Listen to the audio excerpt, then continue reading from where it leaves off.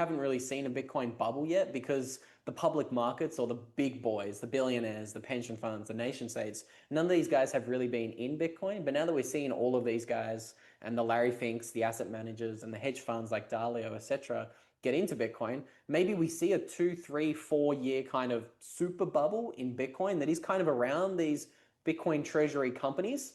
Is that kind of what you were talking about, Alex, or maybe something slightly different? Or what's your thoughts on this whole .com No, 2.0 that kind of? sorry, that's fucking horse shit. No. So like there's no comparison between the two. So the internet bubble and the dot-com bubble had to do with the fact that you had this fundamental new technology that created a design space for 1,000,001 different ideas. Very, very different than treasury companies, which is one idea. Like you're not going to get 1,000,000 treasury companies.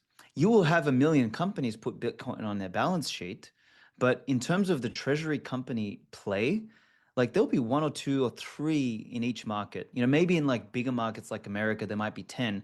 But what's that? That's like 50 companies in the world, 100 companies in the world. The dot-com bubble unleashed thousands of companies, millions of products and services. They're completely unrelated. There's no multi-year fucking bubble cycle. That's all copium. Like shit's gonna blow up probably next year. Worst case, best case the year after that.